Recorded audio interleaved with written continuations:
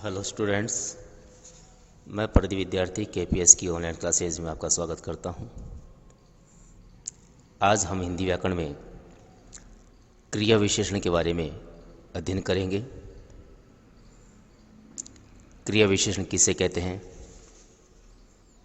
इसके कितने भेद होते हैं और प्रत्येक भेद की पहचान किस आधार पर की जाती है, इन सब बातों की जानकारी हम इस पाठ के संदर्भ में प्राप्त करेंगे।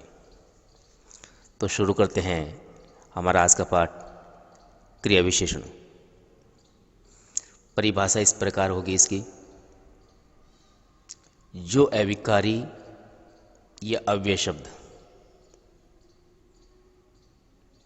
वाक्यों में क्रिया की विशेषता बताते हैं, उन्हें क्रिया विशेषण कहते हैं।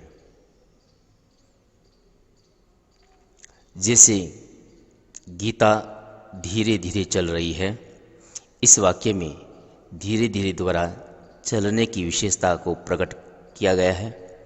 अतः यहाँ धीरे धीरे जो शब्द है वो क्रिया विशेषण को बताने वाले शब्द हो गए। क्रिया विशेषण दूसरे क्रिया विशेषण की भी विशेषता बताते हैं। क्रिया विशेषण दूसरे क्रिया विशेषण की भी विशेषता बताते हैं। जैसे वह बहुत धीरे चलता है, इस वाक्य में बहुत क्रिया विशेषण है, और क्योंकि वह दूसरी क्रिया विशेषण जो है वो यहाँ पर है धीरे धीरे की विशेषता बता रहा है, तो यहाँ दो क्रिया विशेषण हुए, बहुत और धीरे। क्रिया विशेषण के कार्य क्या है, चलिए इनके बारे में जानकारी प्राप्त करें। क्रिया विशेषण का मुख्य कार्य क्रिया की विशेषता बताना है। जैसे क्रिया विशेषण क्रिया की विशेषता बताता है, जैसे वह जोर से बोलता है या वह जोर से बोलती है। इस वाक्य में जोर से क्रिया बोलना की विशेषता बताता है, यानी क्रिया की जा रही बोलने की। देखिए कैसे बोला जा रहा है, जोर से, तो जो क्रिया की गई वो जोर से की गई, यानी जोर से ये जो शब्द है वो क्रिया की विशेषता बता रहा है कि क्रिया बोलने की जो की गई वो जोर से की गई। दूसरा भेद है, क्रिया विशेषण का दूसरा कार्य है क्रिया के संपादित होने का ढंग बताना। मतलब क्रिया विशेषण क्रिया के संपादित होने का ढंग बताता है। जैसे सारा सामान धड़ाधड़ बिक गया, यहाँ पर धड़ाधड़ शब्द बिकना क्रिया का ढंग बता रहा है, यानी जो क्रिया की गई उसका ढंग कैसा था, वो किस प्रकार से की गई, इस बात इसमें तय की जाती है। यहाँ धड़ाधड़ जो शब्द है वो निरर्थक है, लेकिन बड़ी स्पीड से बड़ी गति से कार्य होने की, यानी वस्तुओं के बिक जाने की जो क्रिया है वो धड़ाधड़ हुई, मतलब स्पीड से बिका है। यहाँ पर इस प्रकार से ये ढंग बता रहा है, ये वाक्य ढंग बताता है। इस प्रकार अनेक वाक्य आप बना सकते हैं। जैसे बच्चों ने अपना गृह कार्य फटाफट कर लिया, तो यहाँ फटाफट जो शब्द है ये भी क्रिया का ही ढंग बता रहा है, यानी गति से, बहुत ही अधिक गति से किया गया कार्य बताता है। क्रिया विशेषण का तीसरा कार्य है क्रिया के होने की निश्चितता व अनिश्चितता बताना। क्रिया विशेषण क्रिया के होने की निश्चितता व अनिश्चितता का बोध भी कराता है। जैसे वह अवश्य आएगा, यहाँ जो अवश्य जो शब्द है वो निश्चय का बोध करा रहा है, इसलिए निश्चितता बताने वाला शब्द हो गया। और ऐसे ही वाक्यों में अगर शायद शब्द जोड़ दिया जाए, शायद शब्द जोड़ दिया जाए, जैसे शायद वह आए, यहाँ पर शायद जो शब्द है आना क्रिया की अनिश्चितता बताता है। क्रिया का अगला कार्य है वो इस प्रकार है, क्रिया के होने में निषेध या स्वीकृति बताना, यानी क्रिया स्वीकार और अस्वीकार का रूप बताना। क्रिया में स्वीकार और अस्वीकार का रूप बताना, जिससे क्रिया विशेषण क्रिया के होने में निषेध और स्वीकृति का बोध कराता है। जैसे राजमार्ग पर मत खेलो, यहाँ जो मत शब्द जो है, यहाँ मत से क्रिया के निषेध का बोध होता है, यानी नहीं करने की, यानी सड़क पर नहीं खेलने का बोध हो रहा है। हाँ खेलो, तो यहाँ पर हाँ जो शब्द है जो स्वीकारात्मक है, अनुमति दी जा रही है, स्वीकृति दी जा रही है, तो हाँ से स्वीकृति प्रदान की गई। इस प्रकार क्रिया होने में निषेध या स्वीकृति का भी ज्ञान किया जा सकता है। क्रिया का पांचवा जो कार्य है वो इस प्रकार है। क्रिया के होने की स्थिति, दिशा और परिणाम के विषय में बताना। जानकारी प्राप्त करते हैं। क्रिया विशेषण क्रिया के घटित होने की स्थिति, दिशा और परिणाम का बोध कराते हैं। जैसे वह ऊपर बैठा है, मुन्नी भीतर सोई है। यहाँ पर ऊपर तथा भीतर से क्रिया की स्थिति का बोध होता है। दूसरा उदाहरण यहाँ और दिया गया है, बाएं चलो उधर खेलो। यहाँ बाएं तथा उधर क्रिया की दिशा का बोध कराते हैं। तीसरा उदाहरण देखिए, वह कम बोलता है, मैं अधिक बोलता हूँ।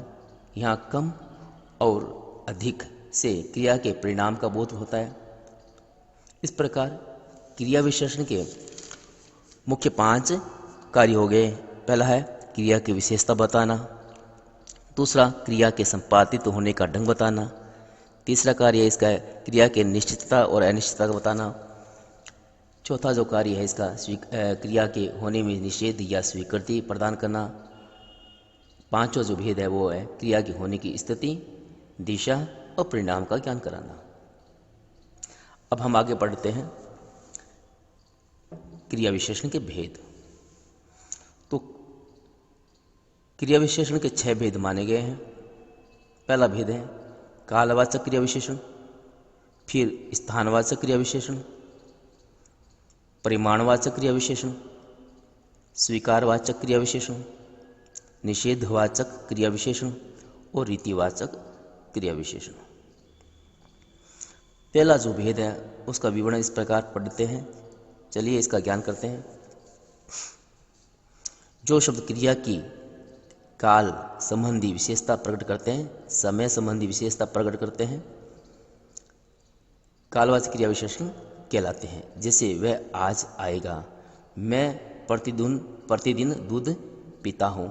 तो यहाँ पर आज और प्रतिदिन कालवाचक क्रिया विशेषण है, यानी समय का बोध हो रहा है।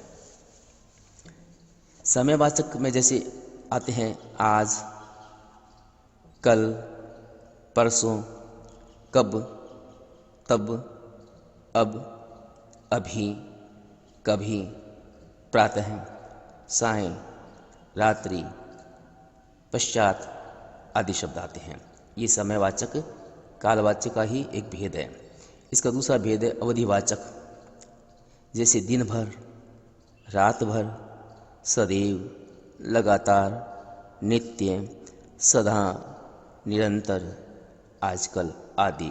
ये अवधिवाचक है यही काल का एक भेद। क्रियावाचक क्रिया विशेषण का एक भेद है ये भी, यानी कालवाचक क्रिया विशेषण के भेद हैं समयवाचक और अवधिवाचक। और तीसरा भेद है इसका बारंबारतावाचक, यानी एक क्रिया को बार बार बताने के लिए। जैसे बार बार, प्रतिदिन का मतलब हर दिन से है, फिर मतलब दोबारा या अनेक बार, हर बार, घड़ी घड़ी, रोज, बहुधा, प्रतिवर्ष, प्रतिदिन। ऐसे शब्द जो होते हैं वो बारंबारतावाचक विशेषण होते हैं, क्रिया विशेषण होते हैं। इस पर काल के जो 3 भेद हैं यहाँ पर, समयवाचक, अवधिवाचक, बारंबारतावाचक। अब क्रिया विशेषण का दूसरा जो भेद है वो है स्थानवाचक क्रिया विशेषण, यानी जब क्रिया होती है तो कोई न कोई तो स्थान ने होता ही है। जब क्रिया की जाती है तो वो क्रिया किसी न किसी स्थान पर निश्चित होती है।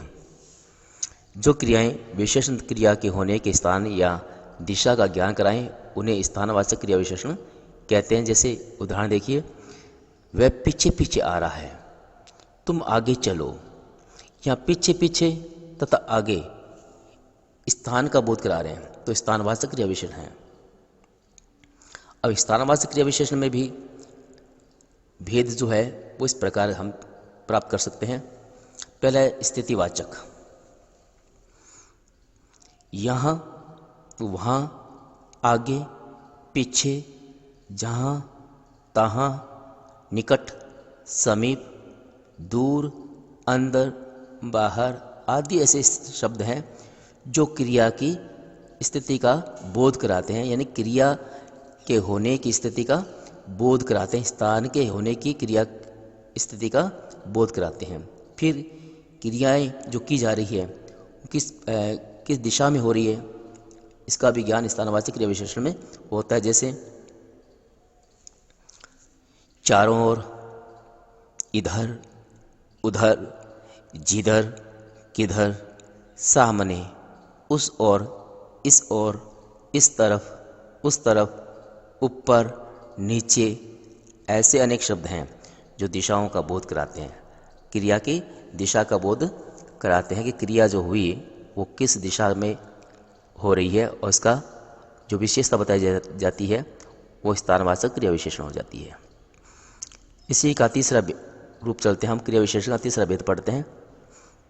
पहला हमने पढ़ा कालवाचक क्रिया विशेषण, और कालवाचक क्रिया विशेषण 3 भेद थे, समयवाचक, अवधिवाचक, बारंबारतावाचक।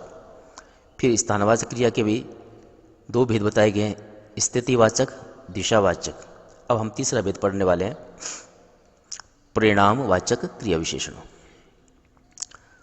जो क्रिया विशेषण क्रिया का परिणाम या मात्रा बताते हैं उन्हें परिमाणवाचक क्रिया विशेषण कहते हैं।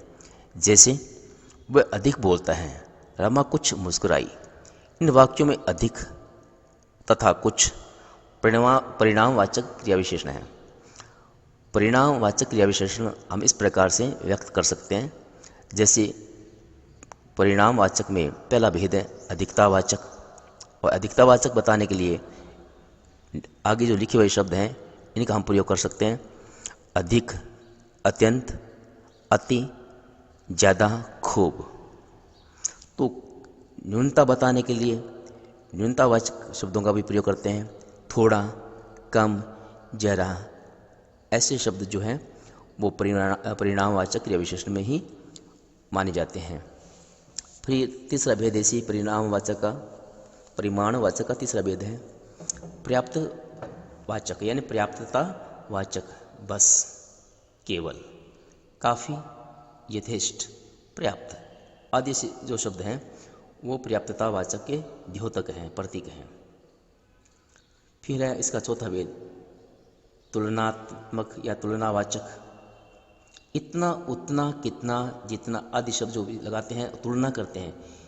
ये फल उतना मीठा नहीं था जितना मीठा पहले वाला था। ऐसे वाक्य जब बनाए जाते हैं तो तुलना की जाती है। फिर है श्रेणीवाचक। परिमाणवाचक का 5वां भेद है श्रेणीवाचक। थोड़ा थोड़ा, तिल तिल, एक एक करके, क्रम से, बारी बारी आदि जो शब्द हैं वो श्रेणीवाचक हैं। इसके बाद हम क्रिया विशेषण का चौथा भेद पढ़ने वाले हैं। हमने जो अभी पढ़ा अधिकतावाचक, न्यूनतावाचक, पर्याप्ततावाचक, तुलनावाचक, ये सारे भेद उपभेद हैं, ये परिमाणवाचक के, यानी परिमाणवाचक क्रिया विशेषण के ये भेद थे। अब हम चौथा भेद पढ़ रहे हैं जिसका नाम है स्वीकारवाचक क्रिया विशेषण। जिन अव्यय शब्दों से क्रिया की स्वीकृति का ज्ञान होता है उन्हें स्वीकारवाचक क्रिया विशेषण कहते हैं। जैसे अवश्य, हाँ, ठीक, सच आदि। ये जो शब्द हैं वो स्वीकारात्मक वाचक हुए। फिर क्रिया का जो अगला भेद है वो निषिद्ध वाचक क्रिया विशेषण है।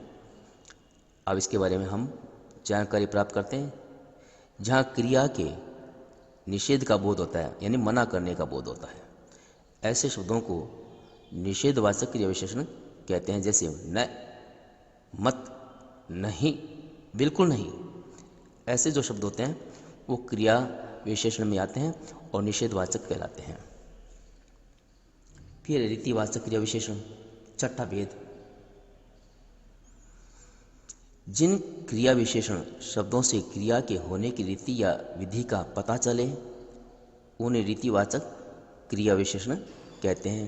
जय शीला विनयपूर्वक बोलती है, मनीष तेज दौड़ता है। इन वाक्यों में विनयपूर्वक तथा तेज क्रिया के होने की रीति अथवा ढंग बता रहे हैं। अतः ये रीतिवाचक क्रिया विशेषण हो गए।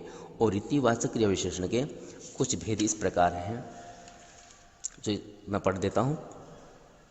पहला भेद है निश्चयात्मक, जिसके अंतर्गत शब्द आएंगे अवश्य, बेशक, सचमुच, वस्तुतः आदि शब्द। फिर है अनिश्चयात्मक, शायद, कदाचित, संभवतः, ऐसे शब्द आते हैं, वो भी रीतिवाचक क्रिया विशेषण में आते हैं। फिर कारणात्मक यानी कारणवाचक कह सकते हैं आप, क्योंकि, अतएव, ऐसे शब्द जो हैं वो रीतिवाचक क्रिया विशेषण में ही आते हैं। फिर इसी रीतिवाचक क्रिया विशेषण में चौथा भेद है आकस्मिकतावाचक, जैसे सहसा, अचानक, एकाएक, अकस्मात आदि शब्द इसमें प्रयोग किए जाते हैं। फिर प्रकारवाचक यानी रीति जो क्रिया जो की गई उसमें जो प्रकार था, रीति का मतलब काम करने का जो प्रकार था, उसके लिए शब्द आते हैं अचानक, सहसा, झटपट। फिर है प्रश्नात्मक, क्यों, कैसे, किस तरह, ऐसे शब्द आते हैं रीतिवाचक क्रिया विशेषण के अंतर्गत।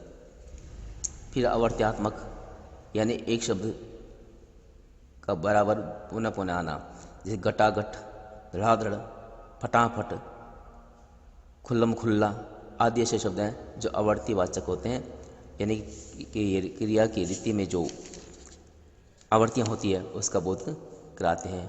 फिर अवधारक, जिसमें आते हैं ही, तू, बर, तक आदि शब्द।